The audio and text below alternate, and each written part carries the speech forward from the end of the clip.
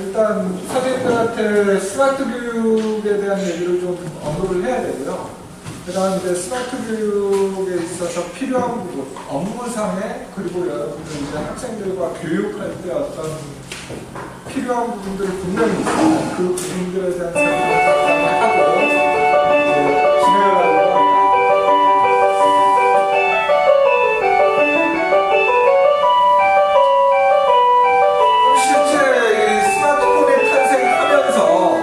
우리는 많은 부분의 변화가 있었거든요. 사실 예전에는 컴퓨터라고 하면 우리가 어떤 업무를 처리하거나 하는 컴퓨터라고 하면 꼭 이렇게 키보드, 본체, 마우스, 모니터가 있는 공간에 찾아가서 무엇인가를 하는 형태가 됐었는데 스마트폰이라고 하는 게 나오면서 그러니까 움직이면서 내가 어디서든지 컴퓨터를 할 수 있는 환경으로 바뀌었다는 거예요. 사실 그거는 이제 궁극적으로 얘기해서 그렇게 얘기를 하는 거지만 스마트폰으로 업무를 본다는 거는 엄밀히 따지면 굉장히 힘든 일입니다. 그래서 스마트폰으로 업무를 본다는 게 아니고 엄밀히 따지면 모바일 기기를 통해서 업무를 본다는 표현이 더 맞는 것 같습니다. 스마트폰 그 자그라면으로 업무를 보기는 힘들거든요. 그래서 지금 여기 보니까 노트가 있는데요. 노트 정도는 돼야 그래도 업무를 보는데 좀 효용성이 있지 않을까 싶습니다. 그래서 뭐 이용자는 3,200만 명 정도 된다고 하는데요. 사실 지금 현재 데이터는 4천만 명 정도 됩니다. 근데 전체 인구의 70%라고 했지만 한 사람이 2개씩 사용하는 것도 포함이 되어 있기 때문에 실제 스마트폰을 유용하게 쓸 수 있는 인구로 봐서는 한 80% 정도가 사용을 하고 있고요. 전체 인구로 따지면 중복 인원을 빼거나 하게 되면 한 60% 정도 될 거라고 생각을 하고 있습니다. 그 다음 이제 쇼핑도 뭐 모바일 쇼핑 가고 이런 부분들을 보시면 될 것 같고요. 네, 예전에는 서울 출장을 가거나 하면 지하철에 갔을 때 신문을 펼쳐본다든지 책을 본다든지 이런 게 있었는데 최근에는 그러니까 전부 다 스마트폰 앞에 앉아가지고 게임을 한다든지 이북을 본다든지 뭐 동영상을 본다든지 이런 게 너무 익숙한 환경으로 자리를 잡고 있습니다. 심지어 옆에 같이 누가 차를 타고 가는데도 대화를 안 해요, 요새. 그죠? 제가 제 와이프랑 이렇게 차를 타고 가면 예전에는 그래도 이렇게 대화를 좀 했거든요. 아, 이거 어떻냐, 저쩌냐, 뭐 이런 대화를 좀 했는데 요새는 하면 서로 놀아요. 저는 운전하느라고 바쁘니까 다른 걸 못하지만 와이프는 뭡니까? 스마트폰만 보는 거죠.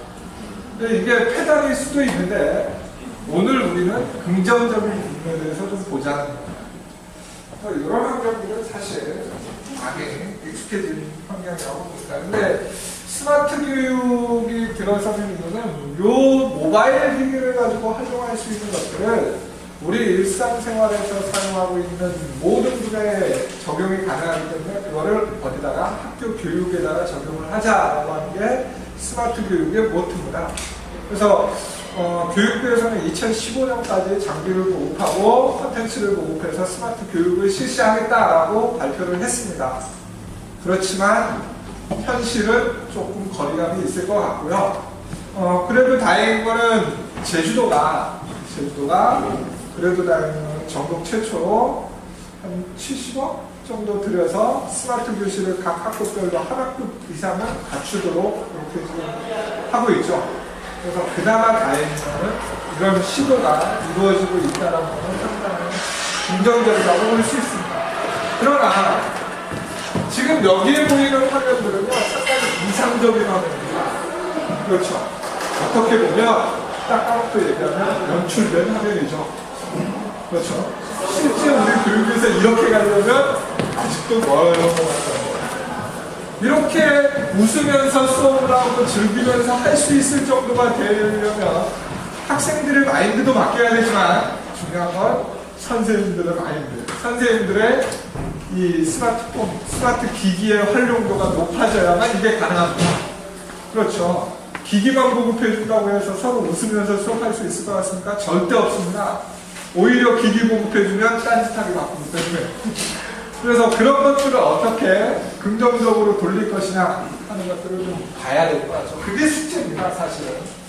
학교 그 현장에 계신 분들의 숙제죠. 그래서 선생님들의 활용도는 어떤가? 라는 것들을 보면 그런 겁니다. 스마트폰 하나의 금액이 어느 정도 하죠? 치워볼까요? 보통 7, 80 정도 합니다. 그렇죠? 많은 건 뭐 100만 원 이상도 갑니다. 근데 공동이 생각을 해보면 뭐 보조금을 보태줘서 뭐 얼마에 안 산다고는 하지만 그래도 3, 40만 원은 드려야 되고 그럼 3, 40만 원짜리를 알람 시계로만 쓰기 너무 아깝지 않습니까?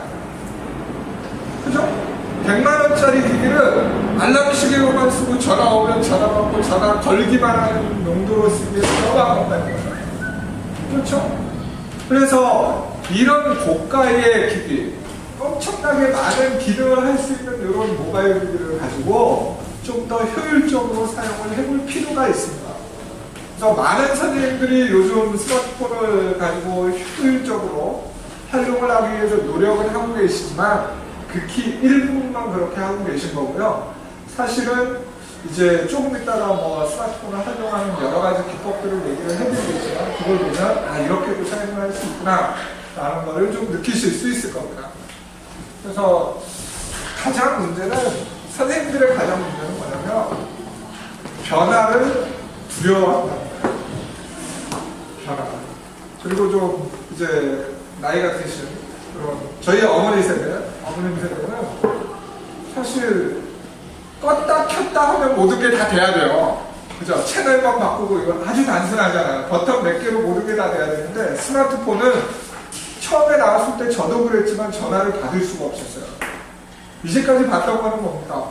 딱 열거나 밀거나 하면 받을 수 있었는데 이거는 어떻게 해야 돼요?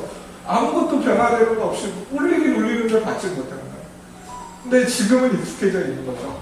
그래서 변화는 여러분한테 새롭게 다가가지만 그게 힘들다라고 느끼면 너무 힘든 일이거든요. 근데 쉽다라고 느끼면 누군가를 빠르게 적응할 수 있는 분들이 바로 학교 현장에 계신 선생님들이에요.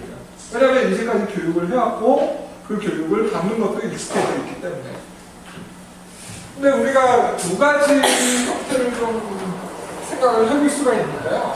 이 스마트 시대가 되면서 교육 방법에 또는 정보를 접근하는 방법이 좀 바뀌었어요. 그게 뭐냐면 이제 집단 사고적 생각으로 하는가, 집단 지성적 생각으로 하는가에 따라서 좀 바뀌었는데요.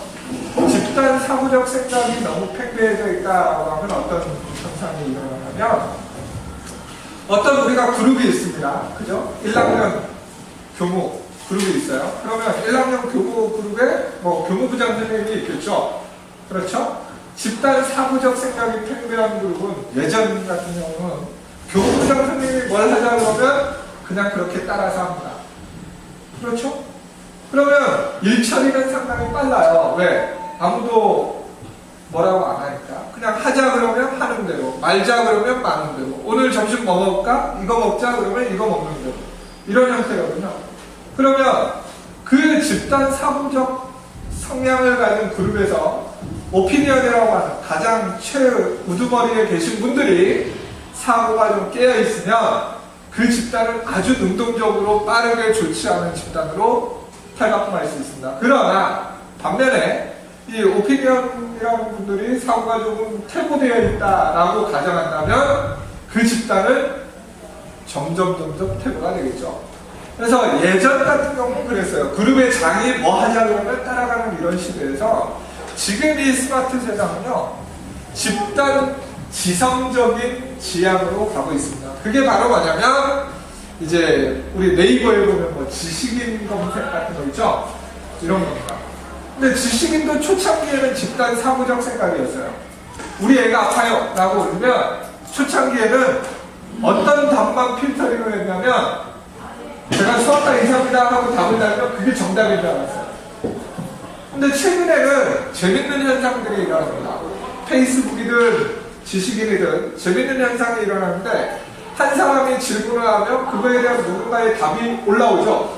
답이 올라오면 그 답변을 단 거에 따라서 또 답변이 올라와요. 서로 다른 답변들이. 그러면서 뭡니까? 가장 이상적인 답변을 캐치하게 되는 거예요. 그래서 요즘 네이트의 지식인이라든지 뭐 네이버의 지식인 검색이라든지 이런 데 보면 답글이 상당히 빨리 올라오기도 하지만 여러 답글이 복합적으로 올라옵니다. 그럼 거기서 뭐야? 내가 원하는 걸 추려낼 수 있다는 거죠. 그 가장 기본적인 바탕이 되는 것은 바로 비판적 사고입니다. 그래서 여러 사람들이 모여서 하나의 사건에 대해서 비판적 사고를 갖고 여러 의견들을 같이 내세움으로써 그 중에 가장 효율적인 의견을 찾아가자라고 하는 게 집단 사고적 생각이거든요. 이게 지금 스마트 교육에서 가장 필요한 논리라고 보시면 되겠습니다. 그래서 스마트라고 한다면 내가 알고 있는 정보를 오픈해야 되는 오픈마인드에서부터 시작을 하고요. 그렇죠? 오픈하면 결국은 오픈한 정보를 누군가와 공유해서 함께 쓸 수 있도록 만들어줘야 돼요. 정보가. 나만 쓰는 게 아닙니다. 예전처럼 폐쇄적으로 내가 무슨 정보를 알고 있으면 내 밸류가 올라가니까 오픈 안 한다. 이건 나만 알고 있는 고급 정보. 이런 게 아니고요. 내가 알고 있는 정보를 오픈해서 서로가 더 좋은 방향으로 나갈 수 있도록 만들어주는 게 바로 스마트 세상이고요. 이걸 교육적인 관점에서 보는 게 스마트 교육이라고 보시면 되겠습니다. 여기까지는 이론입니다. 그냥 간단하게. 간단한 이론이고요. 사실은 스마트 교육에서 필요한 거는 제가 봤을 때는 이 네 가지입니다. 첫 번째는 소통이에요. 대상이 있죠. 교육의 대상. 가르치는 사람과 교육을 받는 사람이 있습니다. 그럼 이 가르치는 사람과 받는 사람 요 사이 주체에는 소통이 돼야 됩니다. 아주 능동적인 소통이 돼야 돼요. 가르치는 사람은 계속 가르치기만 하고 받는 사람은 앉아서 듣기만 하는 그 정보를 그냥 수업만 하는 이런 게 아니고요. 상당히 능동적인 소통이 이루어져야 됩니다. 그리고 두 번째는 아까 얘기했듯이 본인의 정보를 서로 간에 공유를 할 수 있는 시스템으로 바뀌어야 됩니다.